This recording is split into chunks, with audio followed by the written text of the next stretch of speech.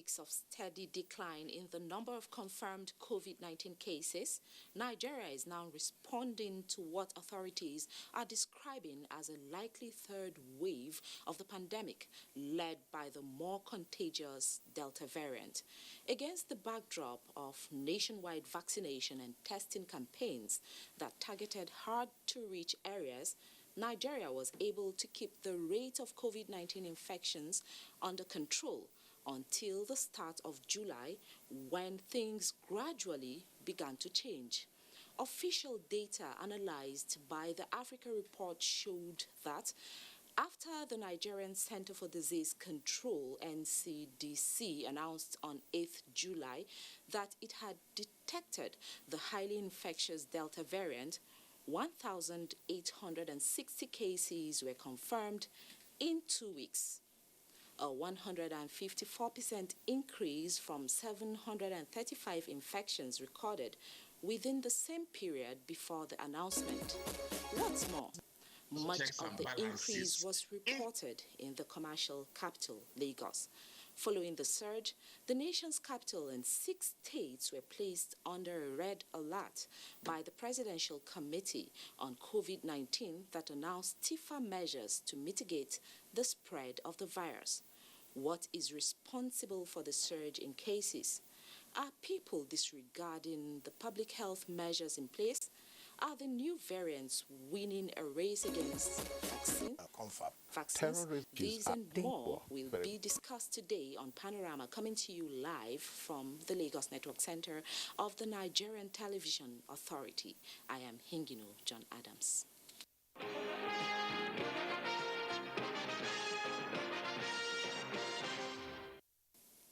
Thanks for being there.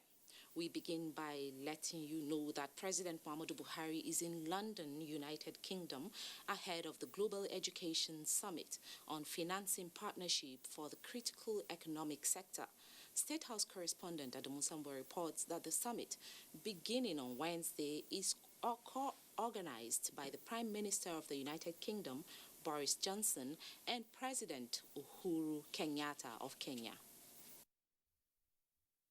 President Muhammadu Buhari alighted the Nigerian Air Force 001 aircraft at Stansted International Airport at 11:15 Monday evening local time.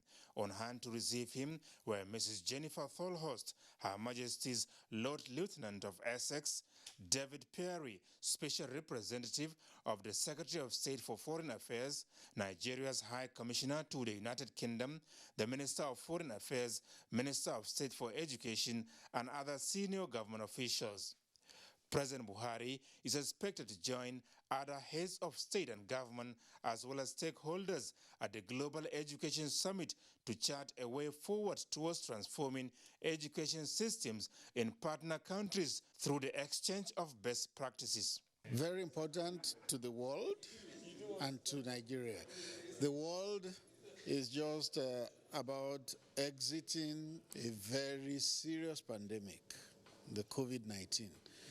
It affected the globe generally, and Nigeria too was affected, although to a lesser degree than some other countries. So it's then a good thing that the world is coming together to see how financing education can be used as a panacea to the evil that the pandemic has done to the world generally. So why is the president so passionate about education? The president has always said that if people are educated, there is a certain standard they won't fall below.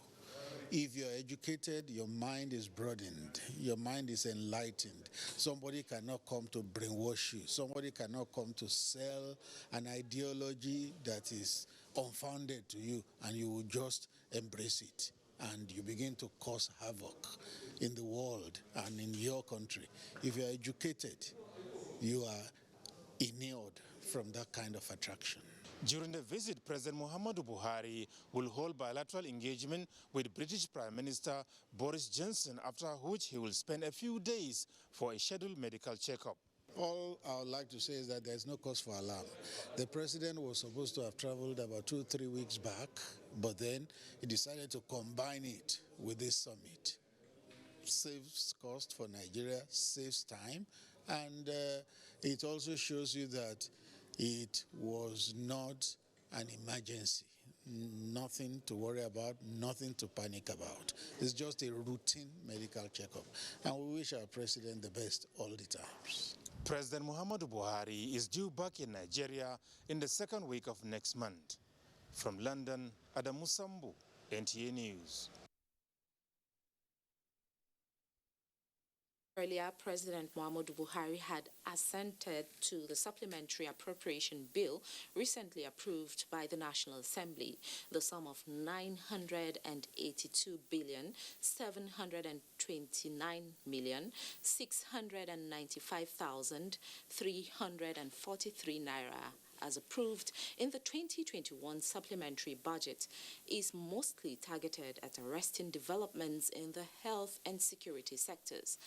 State House correspondent Jide Onifade reports.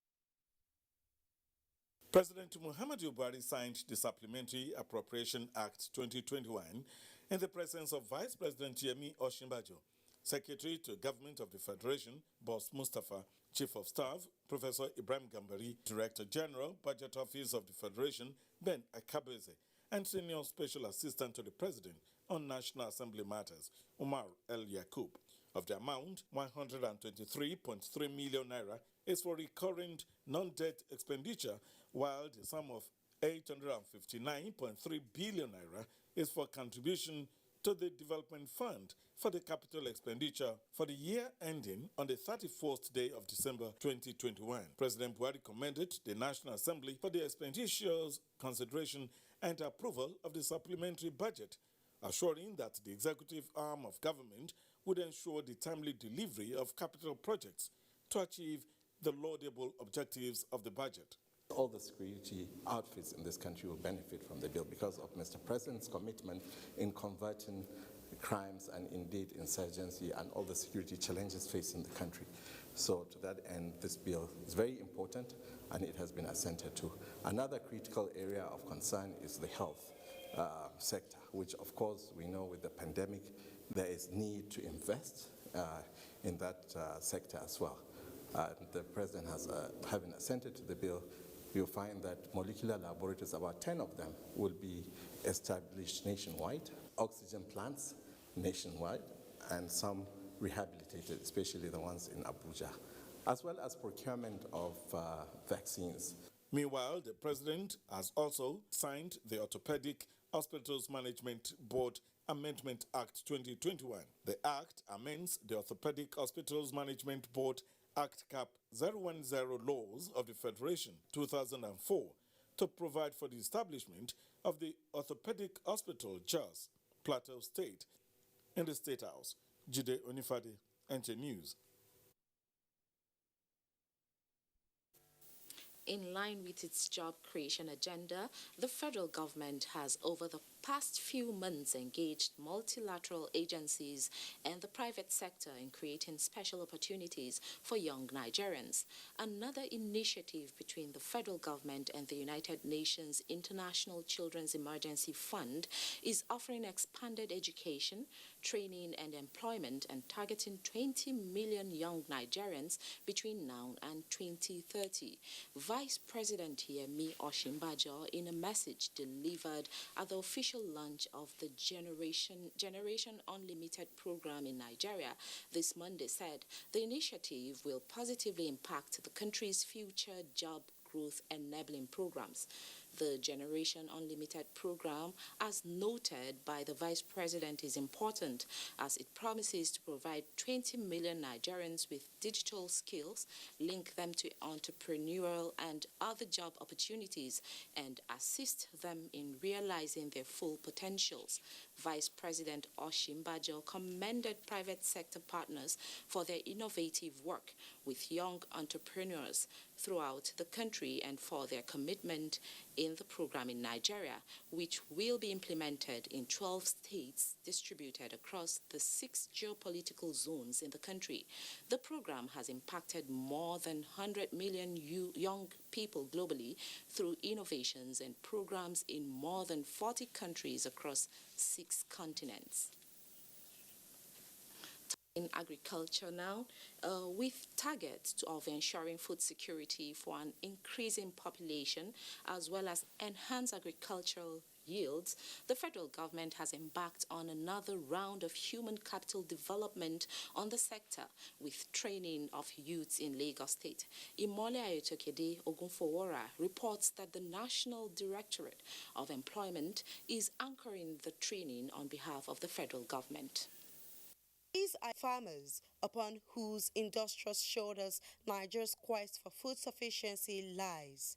They were carefully selected from the Sustainable Agriculture Developmental Scheme, which was held 3 months ago at various training centers in Lagos State.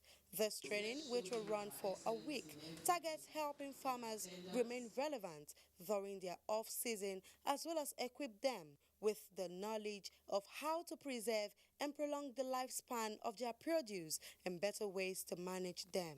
Samuel Osifuye has been a farmer for the past 1 year. He has his eyes set on expanding his business in order to meet the food need of the country. Things are tough for poultry farmers due to the high cost of feed. It's something else. I expect to get more knowledge, more than what I got at the first stage. Apart from encouraging unemployed Nigerians to take up agriculture as a means of livelihood, the training is one of the initiatives by the federal government to ensure that the agricultural sector lived up to its billing as a huge revenue earner for the country. So it is a refresher course with the intent of settling them down, giving them a token or a loan to establish their own agri program. And you know that agriculture is the bedrock of any economy. And the major aim of all these things is to key in into the government policy of food sufficiency, food security. Farmers and the unemployed in the society are advised to key into various government intervention programs in the agricultural sector to assess government incentives in order to improve their general welfare and enhance productivity. In Lagos, Imole Ayotokede Ogunfowora, NTA News. Let's now turn our attention to infrastructure. After an assiduous assessment, planning, and execution of critical national infrastructure, the Buhari administration is now focusing on delivery. Minister of Works and Housing, Babatunde Raji Fashola, said this while inspecting some completed projects awaiting presidential inauguration in Cross River State. Abdullahi Mohammed reports. Ecom Bridge. Sukuk funds in action. In the lens of the minister's camera, a distinction between the old and new. The bridge may be a critical link, but the minister's view goes beyond that. This is the route that facilitates trade, agro-produce, merchandise, manufactured goods from Aba. Kilometers apart is Nigeria-Cameroon crossing, a product of mutual understanding between the two countries and development partners. A helicopter-powered 1.5-kilometer bridge, as well as world-class processing points, putting an end to a frustrating cross-border movement. But Nigerians can see what we are doing with their money. For people like Francis, geography has planted their village on the other side, but the new bridge is a wake-up call to their village in slumber.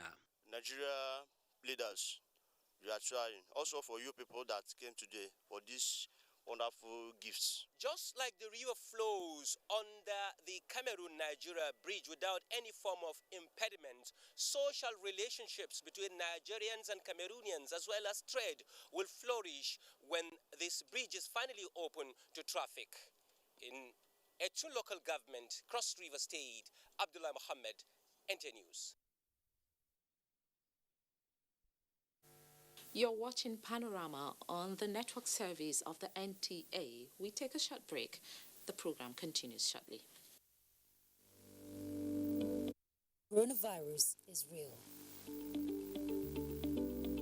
Steps to avoid this pandemic. Wash your hands regularly or sanitize your hands. Keep social and physical distancing. Avoid crowded places. Stay at home unless absolutely necessary. Don't touch your eyes, nose, or mouth if your hands are not clean. Avoid the spread of coronavirus. Coronavirus is real.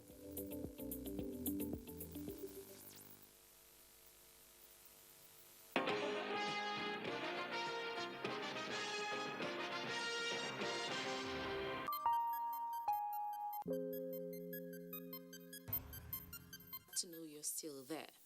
Nigeria is set to receive over 33 million additional doses of COVID-19 vaccines as the federal government's push for vaccine sufficiency intensify.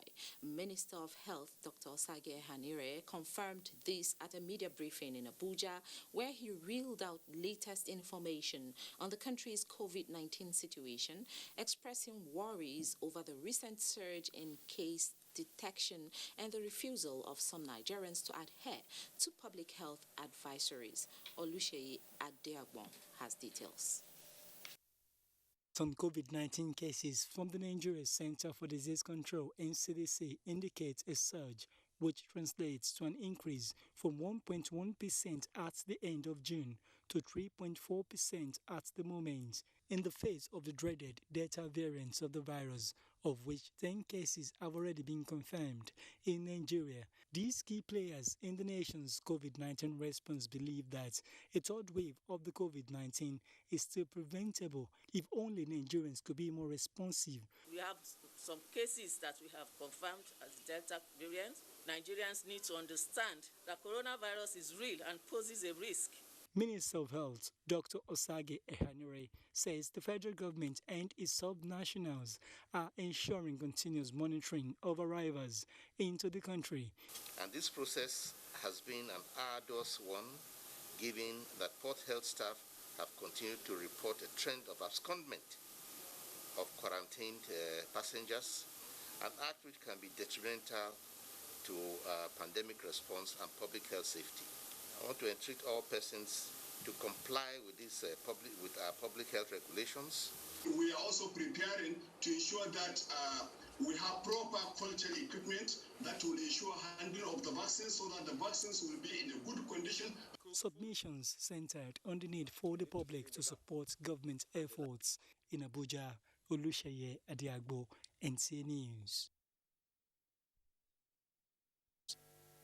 Still on COVID-19, the federal government recently placed Lagos, Abuja, Oyo, Rivers, Kaduna, Kano, and Plateau states on red alert following confirmation of the Delta variant and rising cases of new COVID-19 infections and hospitalization in the country. Our correspondent gives us more. Most Nigerians were relieved when the number of COVID-19 cases went on a steady decline, signaling the end of the second wave of the pandemic. Just when it seemed like the country was out of the woods, the third wave swooped in, dashing hopes of a return to normalcy. The latest surge has come with tougher challenges, even as the highly contagious Delta variant has been tagged a variant of concern by the World Health Organization. It affects younger population. And thirdly, it causes more severe form of disease. If you look at Nigeria, more than 80% of Nigeria populations are below the age of 40 years. So that what it means is that if the Delta variant finally bursts in Nigeria, it will affect more people. We're expecting the younger population to fall ill. And when that happens, they're going to fall ill worse. This is a threat to human existence, and the Presidential Steering Committee on COVID-19 is resisting the onslaught by minimizing the risk of importing other variants of concern by strengthening surveillance at the country's entry points. With reported cases of the Delta variant in Nigeria, medical experts emphasize that vaccination, in addition to other preventive measures, are the options available to stay protected. More importantly is that we should expedite the process of the purchase of our vaccine to vaccinate large majority of Nigerians. And I'm aware that government is doing a lot to get this done, even trying to get Nigeria to produce its own vaccine. And it will keep mutating and trying to fight other defenses, and that's exactly what has happened. For all you know, the Delta variant might not be the last mutation of global concern that we see. Findings reveal that COVID-19 as a virus keeps mutating and has the tendency to be more aggressive. This is why government and other key players are calling on Nigerians to cooperate with safety guidelines in order to nip the third wave in the bud. In news. Now, to discuss more on tackling COVID-19 third wave and the Delta variant is Professor Chide Njemanze, a neuroscientist. Thanks for joining us on Panorama today.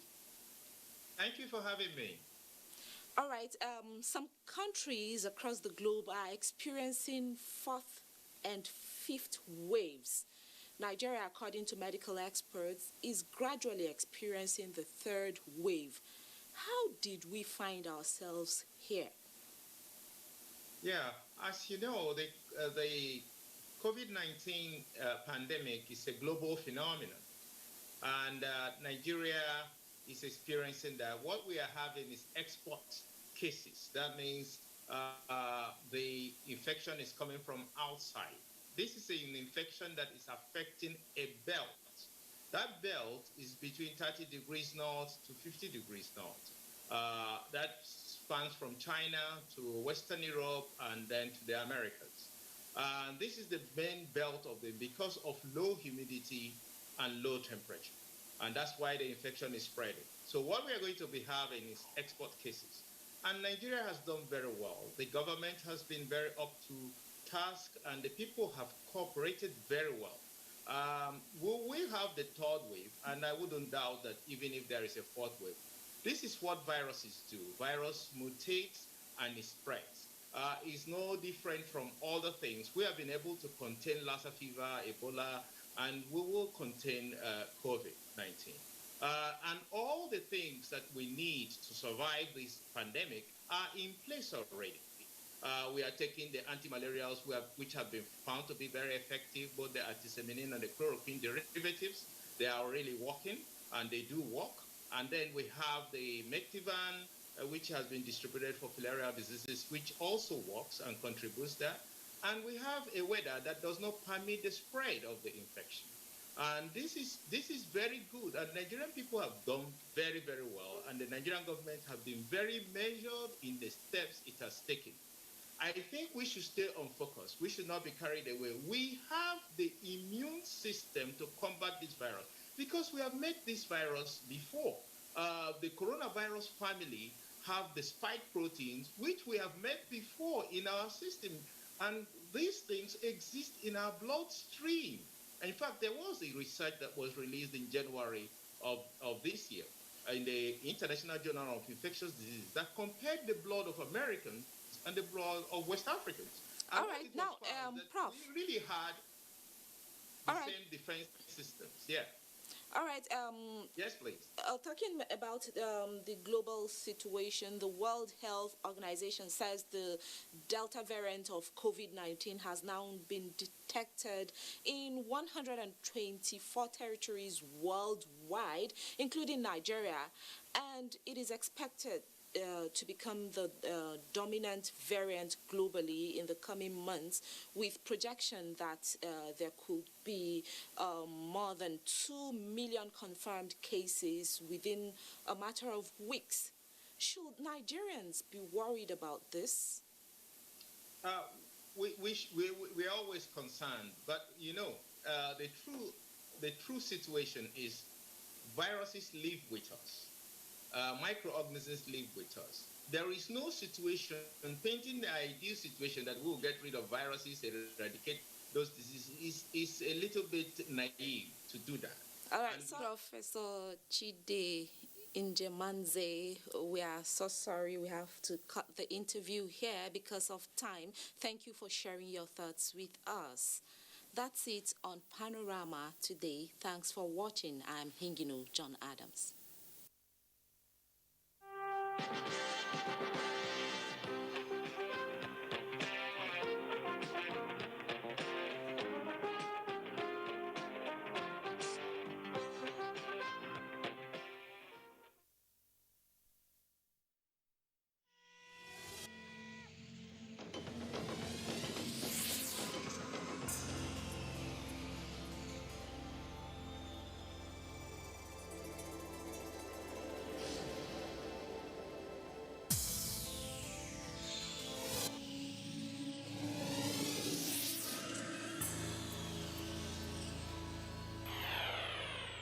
NTA, you can't beat the reach.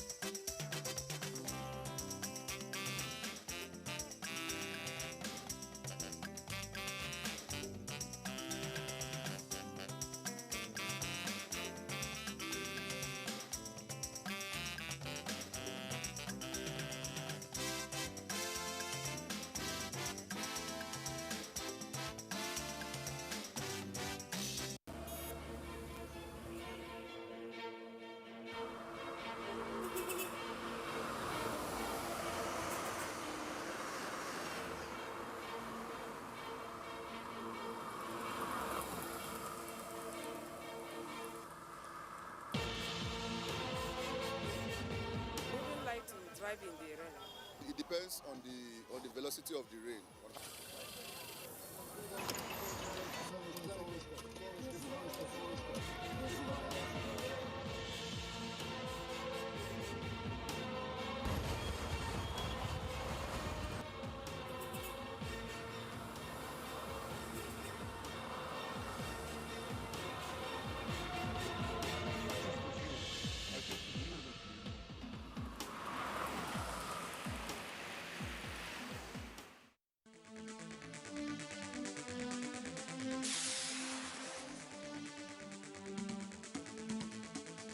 NTA Tuesday Live, analytical, in-depth, educative and interactive on national issues accommodating all sides of opinions. We as a people have understood that we have to fight corruption before it fights us back. Poverty has a financial index, so it should be fought also with a financial weapon. Give it to the social investments program. It has been a very courageous battle. Tuesday Live, every Tuesday at 10:30 p.m. Join us.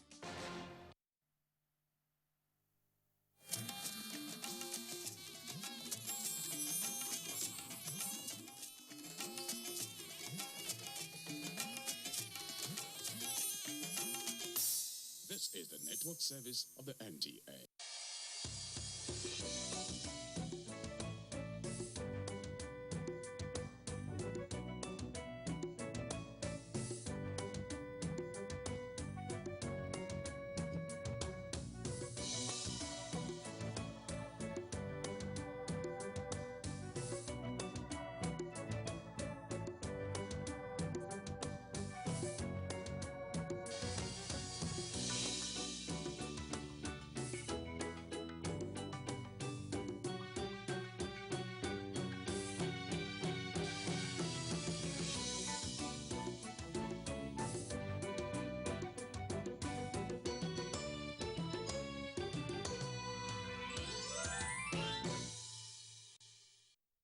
Nigeria, with a population of more than 200 million people, generates 1.5 million tons of plastic waste every year, of which less than 10% is recycled. This contributes to the 8 million tons of plastic waste that end up in the ocean. And I received this report in the name of God Almighty, and may it be beneficial to the entire population of Nigeria and the rest of the world. This document is to address the challenges of plastics in the country in a sustainable manner, particularly in Nigeria's quest for alternatives to drive investment in the right direction and support sustainable development objectives. Japan is a very small country, just 40% of the size of Nigeria. However, Japan is a maritime nation surrounded on all sides by the ocean with the 6th longest coastline in the world. Therefore, it is obvious that if left unchecked, the menace of marine plastic litter could have a resounding negative impact on Japan. Nevertheless, plastic pollution should be a concern to all stakeholders as its threat and negative impact on global biodiversity, human food security, and health is real. It is therefore comforting and that the attention of the global community and policymakers is gradually being drawn to this danger. The global awareness to the menace of plastic to the ocean and the environmental ecosystem was evident at the G20 Leaders Summit held in Hamburg in 2017, where an action plan on marine litter was endorsed. It is in furtherance of this global vision for a clean ocean that at the G20 Osaka Summit in 2019, the Osaka Blue Ocean Vision was unveiled. In support of this vision, Japan launched the Marine Initiative to advance effective action to combat marine plastic litter at a global scale. As part of this initiative, Japan pledged to support developing countries' efforts at mitigating the menace of plastic waste by adopting sustainable waste management systems. Funding of this study is an example of such support from the government of Japan. And both the government of Japan and the Japanese company have been at the forefront of combating and promoting global awareness over this issue. So they have funded a variety of projects around the world using Japanese technology and knowledge that have been developed over many years in plastic waste management. So we hope that this project will bring great value to the global effort and search for sustainable alternatives to plastic. We also hope that they will ultimately lead to the reduction of future plastic waste. International treaties like the Basel Convention on Transboundary Movement of Hazardous Waste is convening nations to come up with solutions. Several blocks of international actors like the G20 nations have also placed emphasis on the management of plastics, including marine plastics. Plastics have become a global topic, and Nigeria is not left behind. Despite its huge industrial importance, plastic wastes have become a problem which is physically and non-physically evident. According to the World Bank, plastic waste accounts for 12% of the total amount of municipal solid waste generated globally in 2016. Out of 242 million tons of plastic waste generated globally, only 9% is recycled and only 14% is collected for recycling. Ladies and gentlemen, the UNIDO Japan Multi-Stakeholder Cooperative Dialogue holds twice a year. The 2019 Japan Presidency for G20 prioritized the Global Marine Litter Challenge and aimed to implement a concerted effort. At the G20 Osaka Summit held in June 2019, the Osaka Blue Ocean Vision to reduce additional pollution by marine plastic to zero by 2050 was shared. It was then announced at the summit that Japan will support developing countries' efforts, including their capacity building and infrastructure development in the area of waste management, including plastic waste. One of the results of this dialogue is the Japanese government's funding of the project, study on available sustainable alternative materials to plastics and innovative packaging and recycling technologies that meet market needs in Africa to reduce plastic leakages to the environment. Nigeria this year joined the Global Plastic Action Partnership and is in the process of domesticating it into a national plastic action partnership. The country also serves as a founding member of the Africa Circular Economy Alliance, co-chaired by the Minister of Environment, Mohammed Mahmoud Abubakar. This report could not have come at a more auspicious time in view of the daunting challenges Nigeria is facing as a result of plastic. Not just Nigeria, but the entire planet. Distinguished ladies and gentlemen, record that the project steering committee comprising relevant MDAs, national professional organizations, state environmental agencies, the academia, development partners, industry players, and NGOs was inaugurated by me on the 25th of February 2020. It is therefore a thing of great joy to me that despite the COVID-19 pandemic, the study has been successfully carried out and validated by stakeholders. Plastic pollution has become one of the gravest environmental problems confronting the global community, with impact transcending national, regional, and international boundaries. The problem of plastic pollution in the country is exacerbated by inadequate waste management infrastructure, poor behavioral attitude, unskilled waste collection workforce, indiscriminate dumping and burning of plastic waste, poor awareness, inadequate funding, etc. It is against this background that we welcome this particular study on available sustainable alternative materials to plastic. The study is part of a series of actions being undertaken by government to address the challenges of plastics in the country in a holistic and sustainable manner.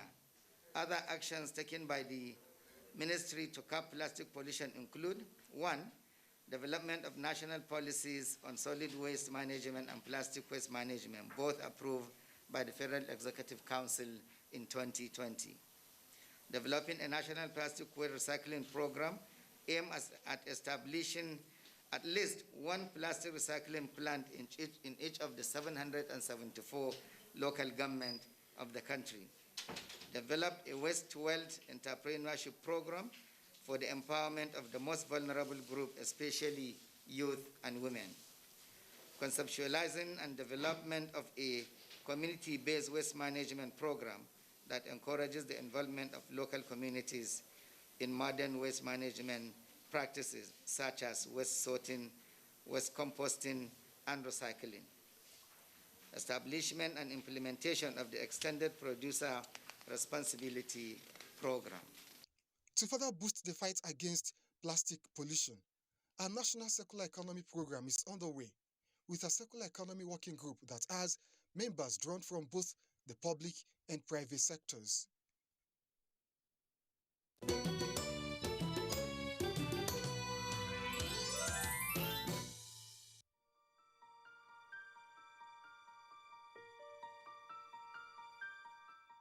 Deforestation and forest degradation account for approximately 17% of carbon emissions, more than the entire global transportation sector, and second only to the energy sector.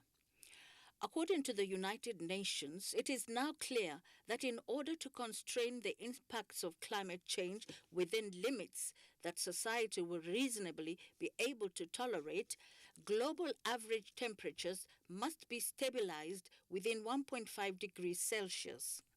These experts say will be practically impossible to achieve without reducing emissions from the forest sector, in addition to other mitigation actions. Reducing emissions from deforestation and forest degradation is a mechanism developed by parties to the United Nations Framework Convention on Climate Change, UNFCCC. What is REDD Plus in the first place? It is reducing emission from deforestation and forest degradation. The plus has to do with other activities like carbon enhancement, sustainable forest management, and all of that. So we took that step as country to participate, but developed countries were to finance the approaches, particularly what they call readiness. And so discussions began, and in 2012 we were privileged to have a funding support from the UN REDD to do capacity and institutional strengthening with demonstration activities in Cross River State. The whole initiative on RED is hinged upon the government's agenda on climate change, which is also in synergy with the World Bank's focus and objective also on climate change, which is also dovetailing together with the overall global climate change agenda. This is so because climate change has become a phenomenon and an issue all over the world, which every one of us have come to realize and understand that we need to take action. And this action is not a singular action. It's a collective action which, when taken individually, adds up to a huge result at the end of the day. To be involved in the United Nations Red Plus program, countries need to put in place what is called the Red Plus pillars, which are strategy or action plan, national forest monitoring system, forest reference emission record, and a safeguard information system. All countries that must be seen to be doing RED is established now that you must have these 4 pillars. And a strategy means what are the policies, what are the approach that you want to use in engaging in your sustainable management of forests. And do you have a reference level to show that these policies that have been put in place have been able to help you in changing things? So you need a reference level to say, before we engage in RED, look at where we are. Now that we are doing RED with policy innovations, business unusual, we can check again to see if truly this our strategy is adding value by increasing our forest cover. So that's the essence of having a forest reference emission level. Then you do need to have a national forest monitoring system. A national monitoring system, you must begin to check what is happening, like real time, to show that in all you're doing, you are monitoring the activities and changes in your forest landscape. And that forest monitoring system is what you need to put in place. Finally, the safeguard information system. RED is not to come and take people's land. It's not to come and bring conflict between forest communities. It's not to come and impoverish the people. So you must put clearly a safeguard system that whatever activities you are doing that address RED plus interventions is not infringing on the rights of the people, is not taking away their livelihood, is not muzzling them in a manner that does not meet international respect for land, for culture, as the case may be. So you must put a safeguard information system to capture that. How far has Nigeria gone in implementing the RED Plus program? Where are we as country? We got started in 2012 with this UN RED that brought capacity enhancement, institutional arrangement, stakeholder engagement at the national level. Then we do demonstration activities in Cross River State. And that was with a purpose. Cross River State happens to have the remaining over 50% of the remaining tropical high forests in the country. 2, we had the political will. We had the political will to see that through. The governor needed to get that done, and so he threw his weight behind the process. So we felt that there was political will there as country. We're going to do it. He said RED is a national thing. But because of the federated nature of Nigeria is, when we got engaged, we said we're going to do a 2-track approach to reflect our federated system, starting from the subnational and scaling up to the national. But you can only be reported at the national. When forests are cut, burned and converted to land, the carbon stored in the forest's vegetation and root structures is released as carbon dioxide and other greenhouse gases. An area equivalent to New York City is lost every other day to deforestation, releasing 7 billion tons of CO2 into the atmosphere each year. This accounts for over 17% of greenhouse gas emissions globally, which is more than the global transportation sector, REDD+ is a proven United Nations initiative created to reduce emissions from deforestation and forest degradation, and it's working. By creating financial value for the carbon stored in forests through the sale of verified emissions reductions units, REDD+ projects make threatened forests more valuable alive than dead.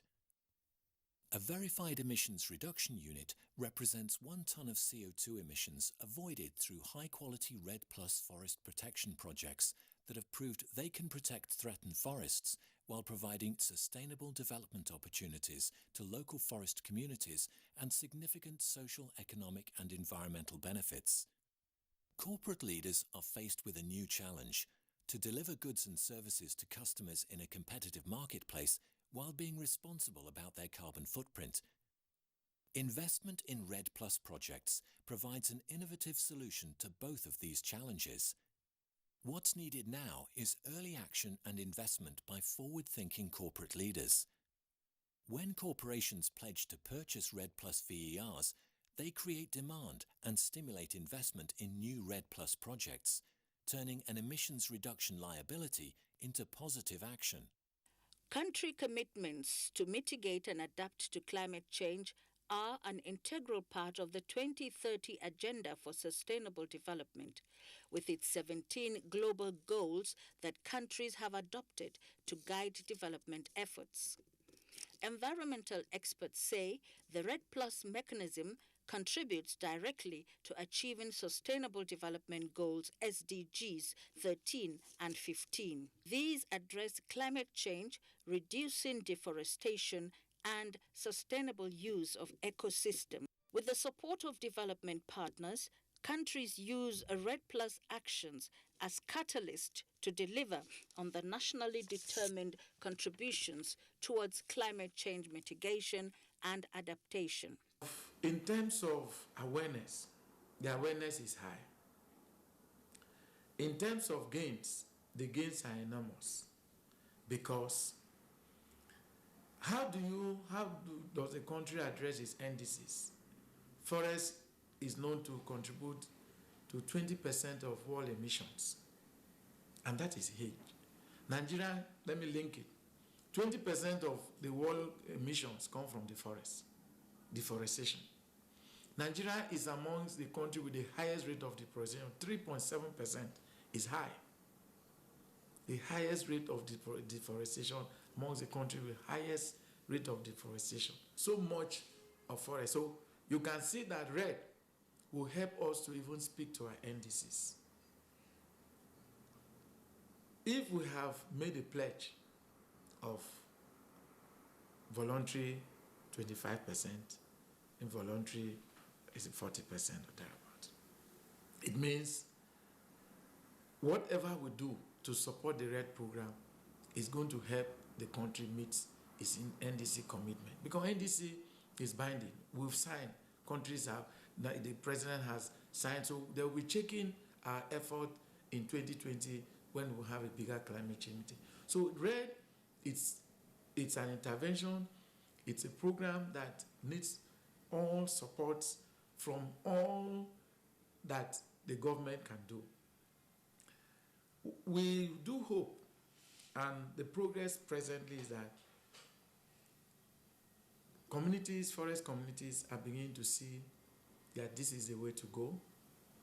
There is a buy-in. Awareness is created in terms of understanding the benefit beyond even carbon that exists in their sustainable forest management. They have seen the livelihood potentials that lies in doing REDD+ related activities. Agriculture, forestry, and other land use are among the climate actions that most countries have included in their nationally determined contributions. Considering the fact that Nigeria has been involved in REDD+ activities for almost a decade, have the communities benefited from the carbon credits? Do they have alternative means of livelihood? We have made this forest our friend. The animals living there are also our friends. So we have made this law, nobody should go there and hunt or go there and farm. We are now farming within us. in the dry place, open place. Beekeeping, we look at things like fish pond development. We look at other areas. There could be a way of supporting the other agri sector by way of providing finance, financial support. In the design of the readiness program, the project, the livelihood was not very glaring. It was focused on capacity, institutional strengthening, stakeholder engagement, like consultations kind of. But the livelihood component is a phase 2 of RED, which is investment. And that is what we are driving. And it's good you mentioned Cross River State, because we have told our partners and development partners that if Cross River does not get it right, then other states that are coming, they will say, after all, what is it? If Cross River has been around RED for 10 years and there's nothing to show, is there any reason why we should trouble ourselves to go and begin to keep our forests, demonstrate this? So, yes, there have been no clear-cut livelihood approaches. So if you are taking them off the forest, then you must give them things to keep them on. So livelihood was not well thought through in the readiness, but it is hope that in the investment it is considered. But we needed to embed it in the readiness approach in a way. But because Cross River started, and that was understood by the UN RED body, they had to give a grant of $800,000. Well, it was supposed to be $800,000. They call it CBR RED, Community-Based RED Plus. It's a livelihood intervention, community-based RED Plus. What was it supposed to? You only use it for CBOs, community-based organization in communities that bring proposal. It could be for school. It could be that I want to make a road to enhance their movement so that they can carry their produce.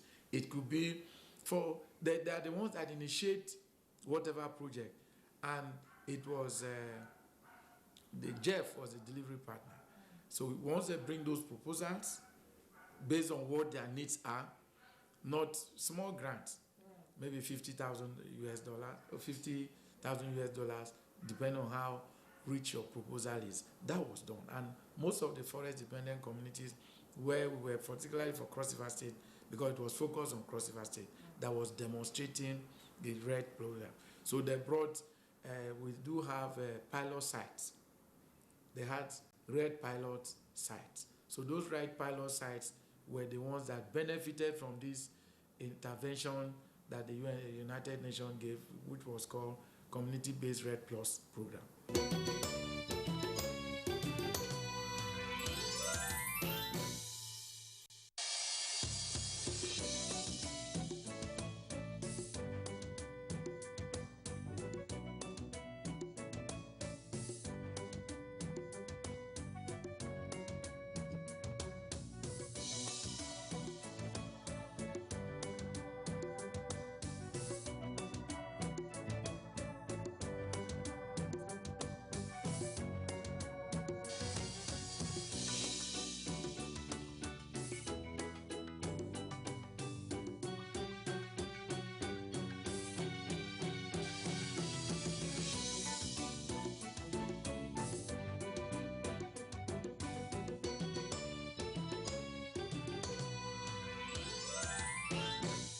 Hello and welcome. It's time for another interesting package of Everything Music. Angelina, you dey cool in my temperature. If you call, I go come deliver. This is Top